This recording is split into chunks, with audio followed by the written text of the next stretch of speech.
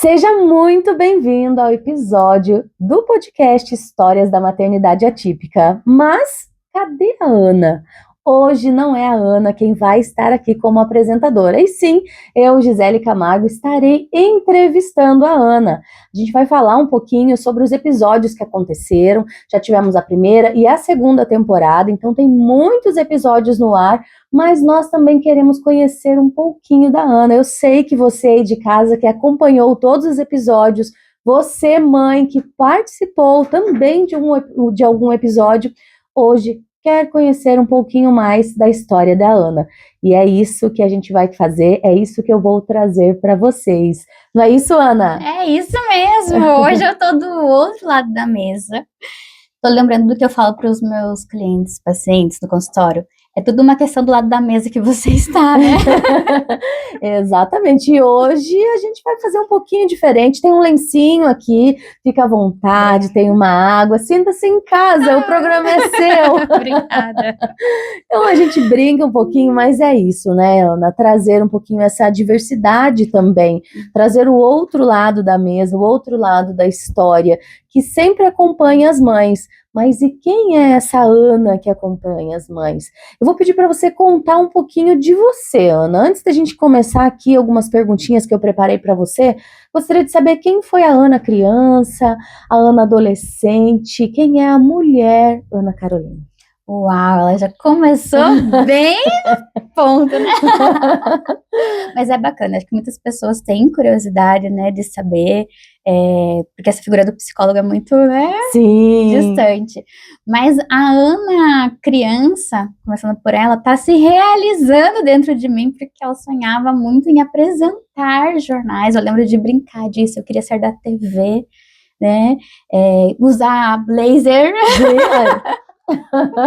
Que eu via as jornalistas fazendo. Então a Ana criança, ela tinha muito essa parte de dança, de apresentação, de se mostrar, né? Então ela tá super realizada, porque acho que ela foi se perdendo ao longo do tempo ali, a adolescência traz outras demandas, foi ficando, né, mais retraída, fui adolescente muito tímida, na faculdade também, e comecei, acredito, a olhar também mais para o meu eu mulher, quando eu comecei a ver as mulheres na minha clínica.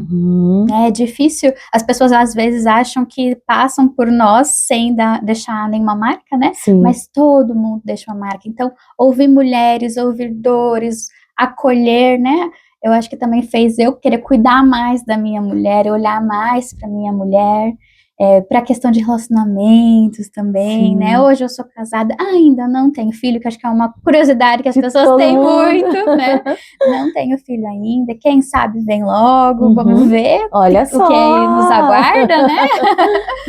mas é essa a Ana, né? E, enfim, eu acho que eu não vou entrar muito mais, porque eu vou falando conforme as suas perguntas. Perfeito. Então, já conta pra gente também como que iniciou essa história da psicologia na sua vida. E mais além, se especializar em mães atípicas. Como que surgiu tudo isso na sua vida? Pois é, a psicologia foi de ser aquela menina que ouvia todo mundo, né? Então, a minha primeira opção, primeira opção era jornalismo. Sim. E depois eu comecei a olhar para psicologia, achei que talvez eu gostava muito do cérebro, achava interessantíssimo isso. E que foi o que me levou para a faculdade. E gostar do cérebro me fez estar em estágios que tinham pessoas atípicas, né? Então eu tive a oportunidade de estar lá dentro do Hospital das Clínicas, no Centro de Neuropediatria, acompanhar as crianças. Tive uma vivência.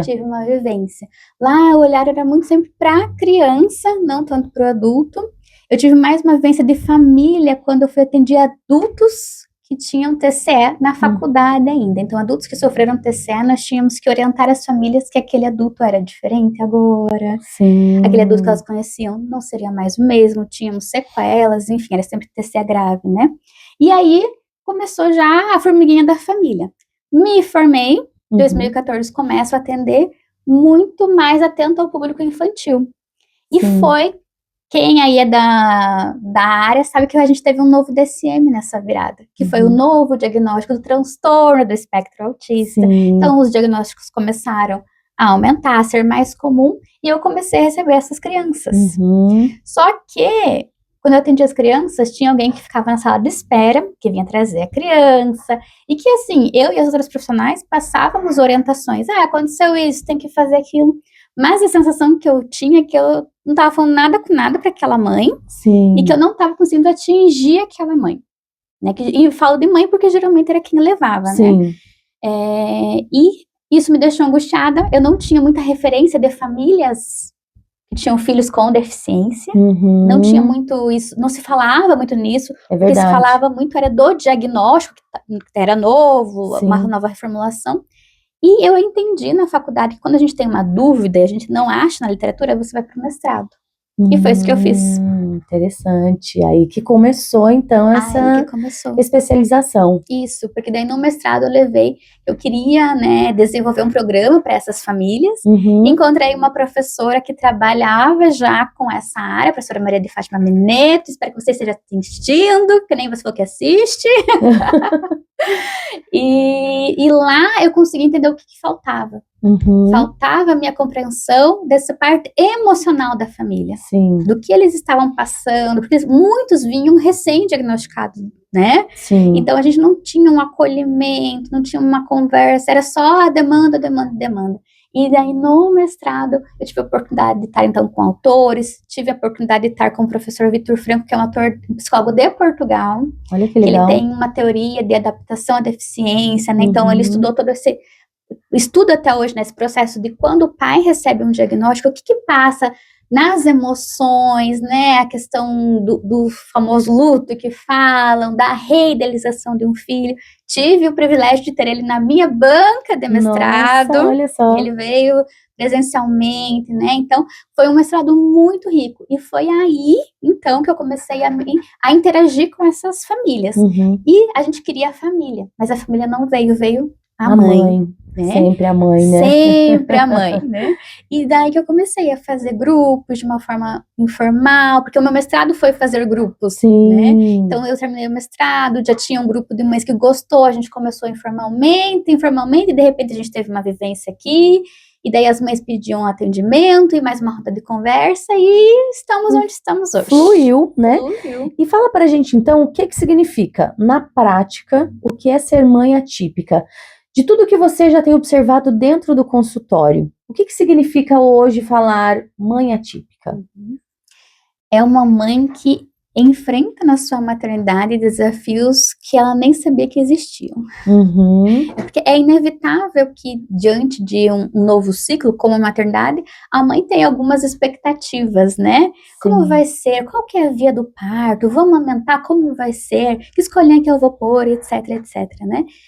E algumas coisas acontecem e tiram as pessoas da rota, né? Desde de alguma questão no nascimento, como nós tivemos no episódio da Cris, Sim. né? A questão do internamento na UTI neonatal, como quando vem, né, um diagnóstico de alguma condição. Então, eu vou ter situações que não são comuns, né, das nossas referências. Talvez, historicamente, isso mude em algum tempo, né? Mas hoje, pra gente, é isso. Então, é aquela mãe que passa, né, muito mais tempo em médicos, com mais exames e mais tratamentos. É um grande desafio, né? Diário. Um grande desafio diário. São muitos pratos, muito julgamento. Sim. Né, pouco acolhimento.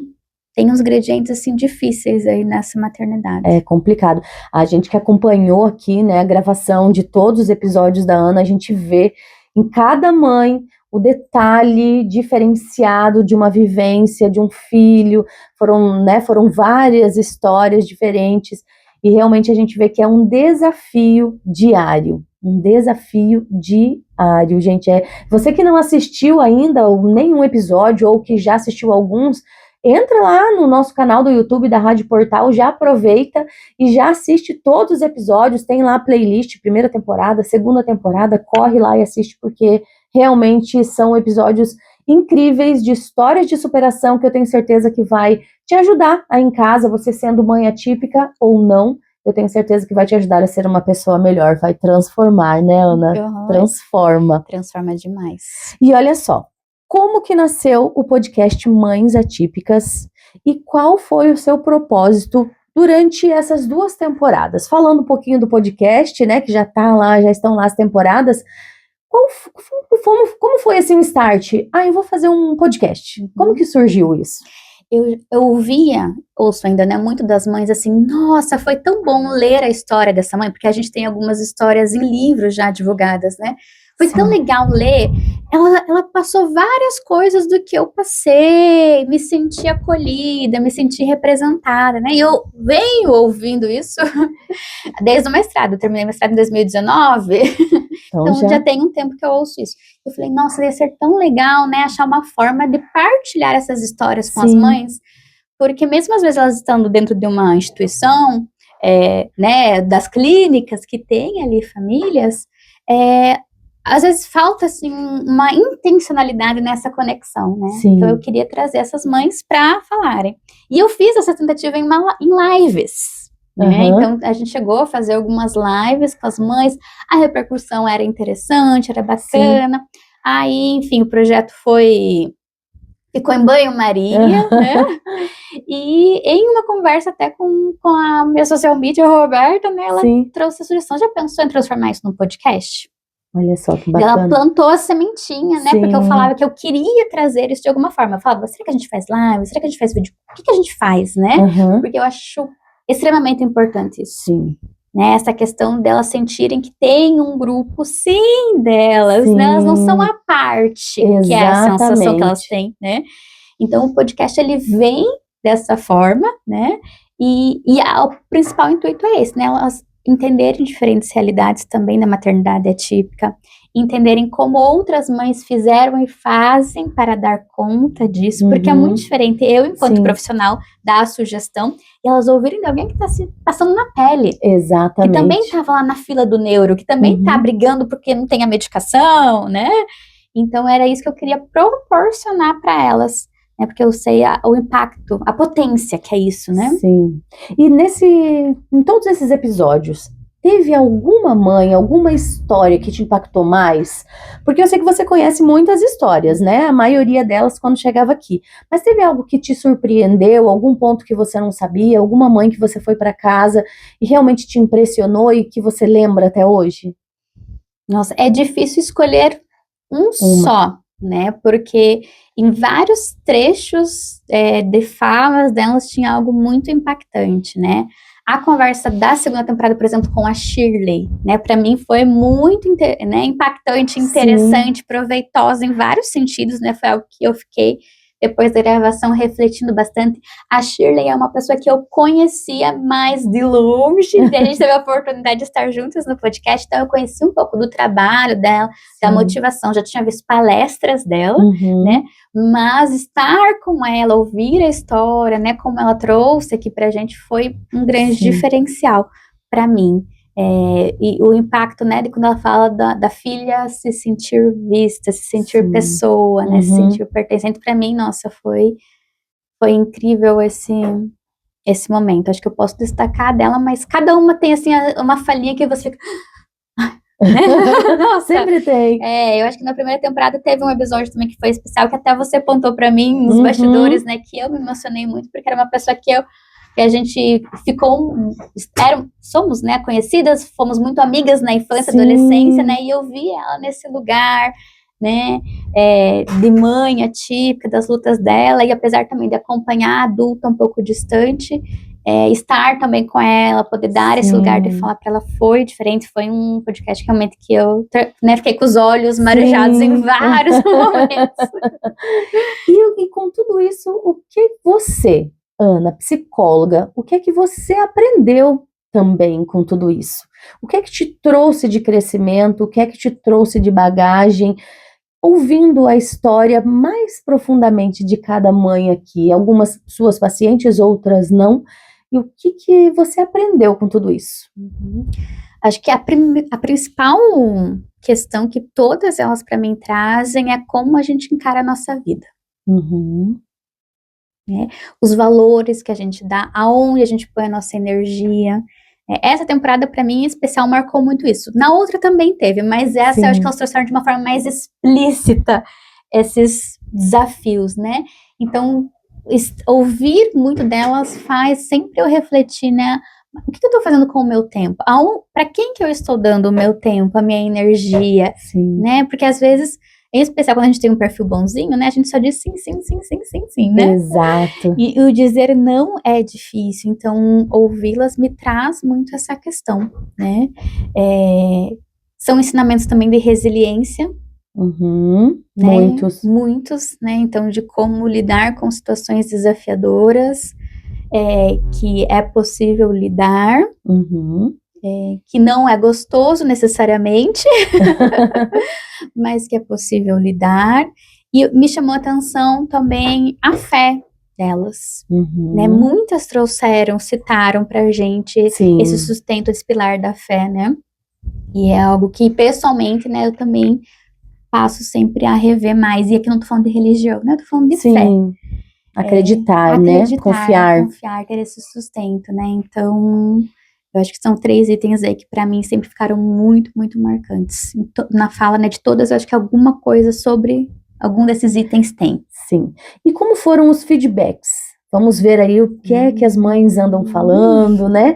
Como que as pessoas que assistiram, o que que você recebeu de feedback positivo, negativo talvez tenha acontecido, não sei, a gente nunca sabe, mas o que que você recebeu em todo esse tempo aí, já da primeira, da segunda temporada, e como que você avalia isso? As mães receberam de coração aberto, né? Assim, esse pessoal, acho que a primeira temporada teve aquela questão da novidade, Sim, né? aham. Era uma coisa diferente. Sim. Então, eu recebia muito, consegui ver tal episódio, consegui ver tal parte, mas que legal. Esse eu vi, tem uma pessoa que tá passando por uma situação parecida, então eu já encaminhei para ela, Bacana. né? Então, eu consegui observar isso. Várias pessoas me trouxeram, assim, essa questão justo da lição de vida, Uhum. né, dos valores que a gente dá, das nossas reclamações, Sim. né, e que às vezes tem situações que são mais desafiadoras e a gente reclama, às vezes por hábito, né, de ficar reclamando. Então, eu tive bastante esse feedback. O feedback não é necessariamente negativo, mas foi o tempo, né? Porque a gente quer falar muito aqui. Sim. E a rotina de mães atípicas, né? É corrida, enfim. Então, a gente vai tentando sempre ajustar, né? Para lá e para cá. Mas, de uma forma geral, a representatividade, né? Eu sei que chegou longe, né? O podcast. Então, esse acolhimento, né, das mães se sentirem representadas, Sim. né, e não necessariamente das pessoas que viram, mas das mães que participaram, né, essa potência delas poderem ser uma voz para outras mães, né, de trazer, assim, das angústias delas, das dores delas, assim, de repente um sustento, uma inspiração, tamo junto. E eu tenho certeza que muitas mães que assistiram, né, que passam por isso em casa, às vezes estão lá assistindo ou escutando o podcast, né, lavando uma louça, fazendo uma janta, cuidando do filho. E eu acho que isso realmente veio impactar a vida de outras mães. Como você falou, elas vão se sentindo pertencentes, né, do meio. Tem gente com a minha história, tem gente com história parecida. Se ela conseguiu, eu também consigo. E eu acho que é isso, é essa junção de emoções, né, de sentimentos, porque acaba sendo tudo isso. E pensando em tudo isso, já pensando em uma terceira temporada, né, já vindo aí uma terceira temporada, tem algum assunto, algum tema que você não abordou e que você ainda quer abordar? Será que vai ficar no off? Tem alguma surpresa pra gente? Ou tem algo já específico que você fale, não, isso eu não abordei na primeira e na segunda temporada, e pra terceira a gente vai conseguir trazer? Tem alguma coisa? Já tô fazendo aqui, ó, gente, eu peguei ela de surpresa. Pegou mesmo? Eu acho que tem algumas vivências de maternidade diferenciadas que nós ainda não tivemos a oportunidade de ter aqui, né? Então, essa é sempre uma missão, né? Trazer as diferenças, né? Quando eu vou pensar nas mães que eu vou escolher, buscando um pouquinho disso, né? Então, a idade que os filhos estão, né? Eu quero trazer mães também de adultos, que nós não tivemos tantas mães de adultos. É verdade. Nós falamos mais de crianças e adolescentes, né? A Rose, da primeira temporada, que tem uma filha adulta, né? Mas, se não me falha a memória, ela foi a única. É verdade. De adulto mesmo, né? E é algo que a gente também precisa olhar para, né? Essa faixa etária que acaba sendo esquecida, né? Porque síndromes raras eu sempre quero trazer também alguma diferente, porque nossa, tem tantas, né? E a gente não conhece quase nada. Mas essa parte da vida da mãe, né? O filho que está adulto agora, e às vezes é uma mãe que está com os pais idosos, precisando de cuidado. Então, eu acho que a gente precisa trazer elas também, né? Para falar um pouquinho desse outro lugar da maternidade. Olha só, você, né, que é uma mãe atípica de adulto, já fica ligadinha aí, já manda no direct da Ana aqui, já conversa com ela, já vem contar a sua história também e aproveitar esse momento, né, Ana? Aproveitar esse momento aí. E olha só, tem uma perguntinha aqui, ó. No consultório, quais as abordagens terapêuticas você mais utiliza com as mães atípicas e por quê? Essa acho que já é mais parte mais técnica, né, da psicologia, mas eu acho interessante a gente abordar também. Claro, não, com certeza. Tem muita gente que pergunta da linha teórica, né, que o psicólogo se baseia. A minha linha teórica, por eu olhar para a família, é a linha teórica da sistêmica, que é a que entende que o ser humano está dentro de sistemas e que o sistema familiar é o principal dele, né? É o primeiro, né, que a gente tá. Então, essa é a minha linha de base. E a partir daí a gente vai incrementando com conhecimentos novos que estão vindo da neurociência, trauma. Mas o que eu tenho trabalhado muito, muito com as mães, e tem sido quase unânime, é questões de sentir o corpo, relaxamento, se permitir respirar. Bacana. Né? São coisas que às vezes são muito simples e que eu falo para as mães fazerem, mas elas dificilmente fazem fora do consultório. É só naquele momento. É naquele momento, né? Então eu tenho buscado que as minhas sessões sejam esse momento, né? Realmente que ela possa desligar. Então às vezes a gente senta, a gente faz um chazinho, a gente sente o calor do chazinho, o cheiro do chá que ela escolheu, para baixar um pouco aquele ritmo que ela tá. Então, eu tenho estudado mais técnicas corporais até. Às vezes eu faço rodas de conversa com as mães estão ficando acostumadas a isso, porque realmente na roda de conversa nunca falar. Mas a gente precisa também regular o nosso corpo, porque a mãe atípica ela vem com o sistema nervoso em alerta. Exatamente, né? a toda hora, né? Toda hora. Emergência a todo momento. Então, eu tenho buscado trazer esse conhecimento para elas e fazer as experiências em consultório, né, para elas poderem sentir como isso é bom e depois tentarem fazer mais em casa. Né? E tem sido positivo, assim, porque dá até a diferença na sessão. Né? Então, às vezes elas começam a sessão muito aceleradas, a gente faz uma técnica e daí a gente continua a sessão. Nossa, cara, devagar, consegue organizar o pensamento, a gente consegue definir qual é a prioridade. Porque a gente precisa definir prioridades. Né? Onde que a gente vai atacar, tá pegando mais, enfim. E isso é o que tem sido mais, acho que, presente. Em segundo lugar, é cuidar das crianças feridas das mães. Porque a maternidade desperta muito a criança que a gente pôs, que nós tivemos de apego, de orientação ou não, né? Nós temos várias crianças que recebemos diagnósticos agora, então que eram as crianças ruins, desobedientes, mal criadas, né? Então a gente tem muito desse trabalho também dentro da maternidade atípica, da gente poder dar um abraço naquela criança, acolher, para que essa mãe agora possa fazer diferente com o seu filho. Não replicar o que ela fez. É realmente um trabalho completo, né? E que essa mãe atípica precisa. Como você disse, ela não tem muito tempo de pensar em si. Sim. Ela sempre tem que estar em alerta referente ao filho, e não é só o filho, muitas vezes, é o trabalho de fora, né? É o trabalho da casa, são os outros filhos, é o marido, é uma mãe que mora. Sempre tem um agregado, sempre tem algo a mais. E ela está sempre naquela emergência. E trazendo um pouquinho sobre o que você falou, começou essas rodas de conversa lá no seu mestrado, né? Continuou. Nós sabemos que você tem um trabalho bem bacana em algumas ONGs também. Então, você traz esse trabalho de roda de conversa. O que mais elas relatam dentro dessa roda de conversa? Qual é algo assim que todas elas falam a mesma coisa? Trazem o mesmo tema, o mesmo assunto, o mesmo cansaço, a mesma... Não sei se digo uma reclamação, mas o mesmo relato dentro dessas rodas de conversa. A palavra que me veio à cabeça talvez vai ser o desamparo. porque daí ele vai conectar com várias questões específicas, né? Mas às vezes é o desamparo do sistema legal, da escola, da própria família, Sim. e às vezes de si mesmo para si, né? Então, talvez seja esse sentimento, assim, de estar desamparada em daí várias questões, Sim. né? Então, a gente tenta ir, né, dando caminhos para amparos, fortalecendo redes de apoio, ensinando estratégias para cuidar de si, Sim. né, ou para enxergar, às vezes, coisas boas que tem que ficaram desaparecidas ali, né? Mas esse sentimento, assim, é bem forte.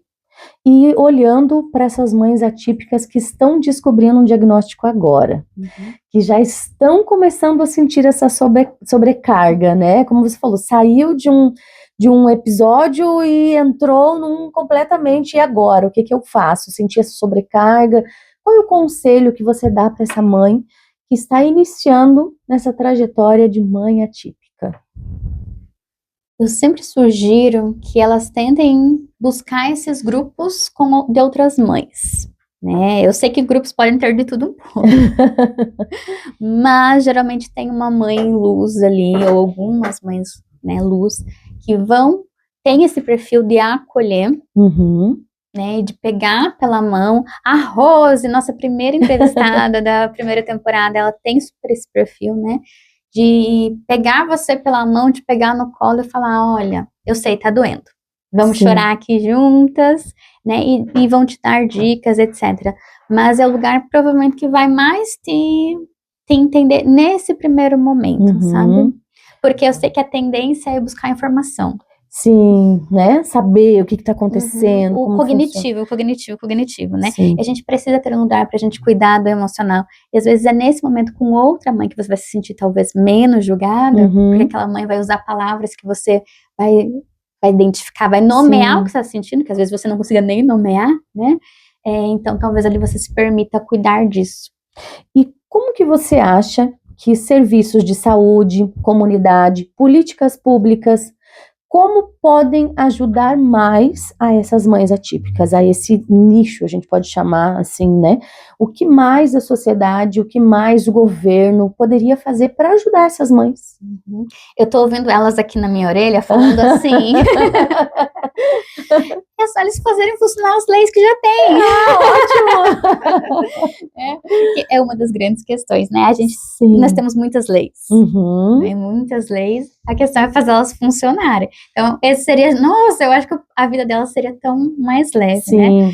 Agora, o que a gente precisaria daí, talvez, é também incluir essa mudança, daí uma mudança muito da barreira atitudinal, que a gente fala, né? Da atitude das pessoas que compõem o serviço público, ou serviços públicos, as clínicas, né, os políticos, hospitais, enfim, todas as esferas, né, e como eles olham para essas mães, para essas famílias que chegam, né, porque muitas vezes tem um desgaste já assim nesse olhar, no julgamento, não valida, né, alguma dor, alguma queixa. Onde acaba entrando a sua palavra do desamparo. Né? Só fazer funcionar, tá tudo bem.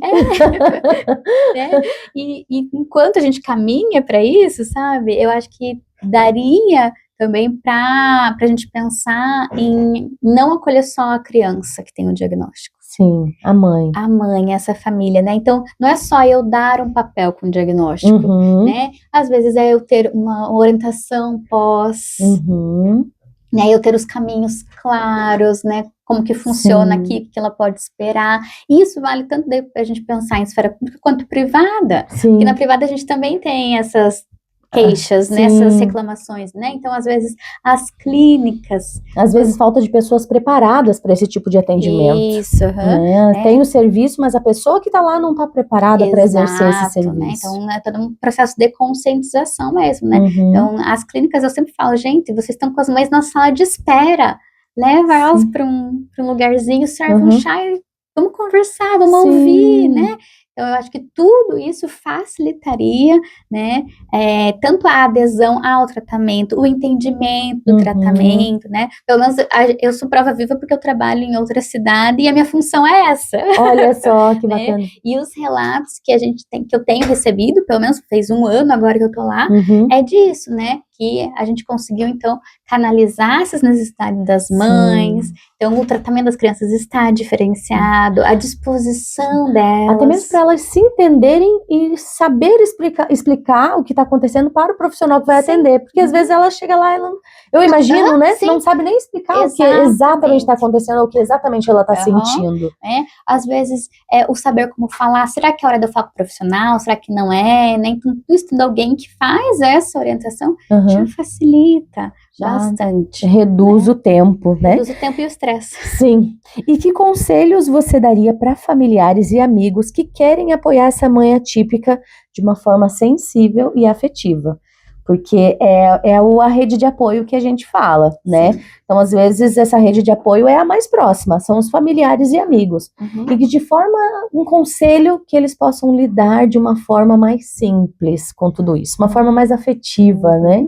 A forma mais afetiva é ouvir mais e julgar menos, se possível não julgar. Não julgar. Né? Porque assim, a gente não tá aqui para ser juiz do que essa família tá fazendo, seja nós como parentes, né, dessa família, enfim, familiar.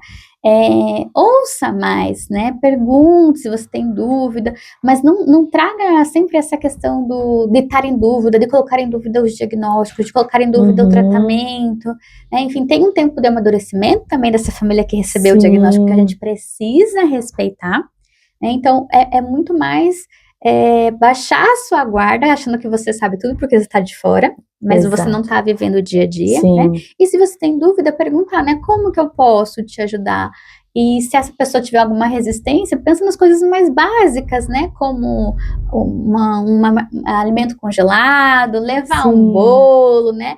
Pergunta o que o filho da pessoa gosta de comer, porque a gente tem uma questão... Um carinho, né? Assim, né? De assim, lembrei de você. Se ela falou que fulano estava doente, lembrei de mandar uma mensagem. Como que fulaninha tá? Tá tudo bem, né? Se é aniversário... Às vezes a família já não comemora em questões de festas, assim, mas manda uma mensagem, né? Acho que o principal, afetivamente, é a gente mostrar que aquelas pessoas, elas são vistas. Perfeito. Perfeito. E eu sei também, Ana, que você preparou algo especial para as mães, para esses familiares, né? Uma oficina bem legal, que é Oficina Cansaço que Não Passa. Isso. Que também eu acredito que vai ajudar muito essas pessoas que estão em casa. É um serviço online, né, que você desenvolveu. Fala um pouquinho mais pra gente. Isso mesmo. Ah, que legal. Então, eu estava preocupada em como ajudar mais mães, porque eu tenho um limite. Verdade. Né, de quantas mães eu consigo atender no 1 a 1. As mães, às vezes, não têm uma resistência à terapia, não podem, enfim, N questões, né? Então, eu pensei, qual que é a principal questão? Cansaço, né? Não é nem cansaço, é a sobrecarga, a exaustão que a gente fala, né? Então, tem técnicas hoje que a neurociência nos mostra muito simples de fazer em casa, muito simples mesmo, dura minutinhos do seu dia a dia, e às vezes as pessoas não sabem disso. E quando as pessoas sabem, elas podem aplicar e pode ser diferente.